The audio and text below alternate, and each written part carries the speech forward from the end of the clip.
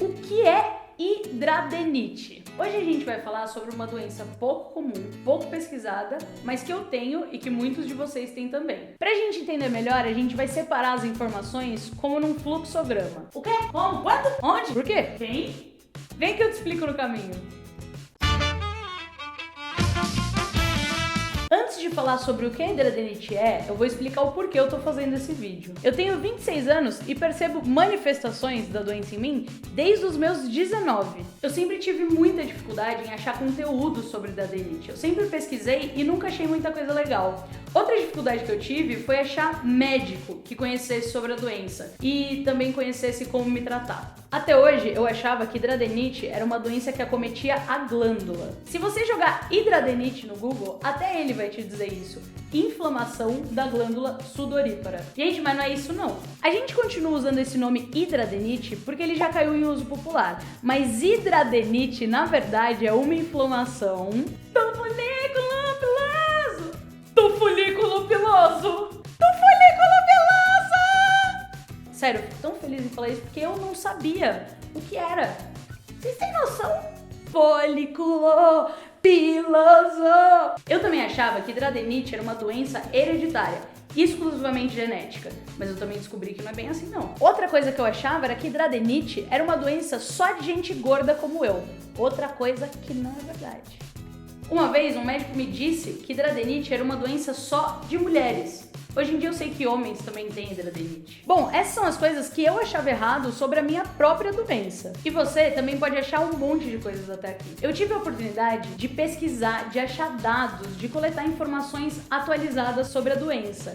E olha só, a primeira vez que a hidradenite aparece nos registros médicos é em 1939, há muito pouco tempo atrás. E sabe qual que é a data das pesquisas que eu usei para fazer esse vídeo?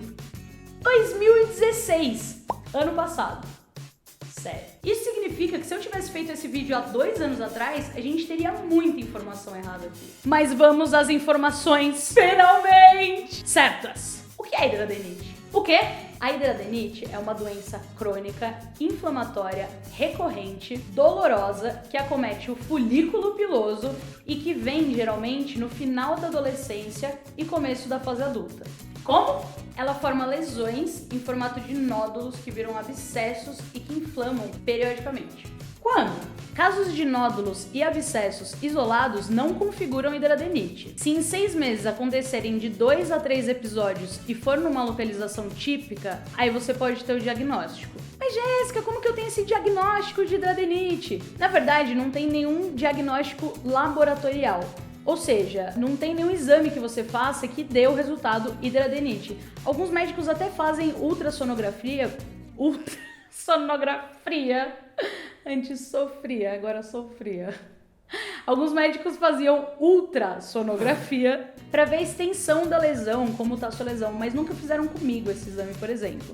O que rola é o diagnóstico clínico, ou seja, você vai ao médico, ele conversa com você, entende o seu histórico, examina o seu corpo, vê as suas lesões, ele fica sabendo sobre os episódios que aconteceram com você e aí ele pode te dar um diagnóstico clínico de hidradenite. Onde? As regiões típicas comuns de hidradenite são regiões de dobra, as axilas, a região inguinal, que é a região um pouco acima da virilha, a região genital, virilha, bumbum, a região intermamária e inframamária, seios, peitos, homens e mulheres, o umbigo e também as regiões ectópias. O que são regiões ectópias, Jéssica? As regiões ectópias são regiões que não são comuns na hidradenite. Elas são chamadas de hidradenite ectópica. Por quê? Bom, tudo começa num processo de oclusão folicular. Oclui o folículo. O que é isso? Parece até pornô, né? Oclui o folículo. Gente, oclui o folículo. Sério. Mas enfim. O que isso significa? Que o pelo quer sair, mas ele não consegue. E aí se formam pequenos cistos. Dentro desses cistos é cheio de queratina. Essa queratina uma hora rompe e vai para a pele. A queratina é um agente super irritativo. Por ser um agente tão irritativo, o nosso organismo realiza uma resposta inflamatória para tentar se proteger. Daí forma o nódulo, o abscesso que inflama e por fim a fístula, que é uma cicatriz em forma de favo de mel. É próprio da hidradeniite.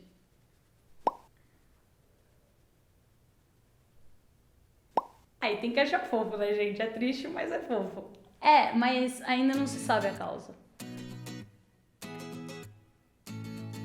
Quem? Estima-se que 0,035% a 4% da população mundial tem hidradeniite. A ciência acredita dar o chute de que é 1% da população mundial. 1% de 7 bilhões? É muita gente. Cadê essas pessoas? Onde elas estão? Eu já dou aqui o spoiler, em casa chorando com dor. A gente não tem uma estimativa precisa aqui no Brasil, mas a gente sabe de uma coisa: a média de demora no diagnóstico de hidradeniite é de 7 a 12 anos. Ou seja, a pessoa passa de 7 a 12 anos com manifestações da doença, mas sem saber o que ela tem. Mulheres têm mais hidradeniite do que homens, de 3 a 4 mulheres para 1 homem com hidradeniite. O que se sabe também é que a doença começa por volta dos 21 anos. A região mais frequente de hidradeniite nos homens é o eixo axilomamário. E nas mulheres, a região inguinogenital, 93%. Tem bastante a ver com depilação, viu, meninas?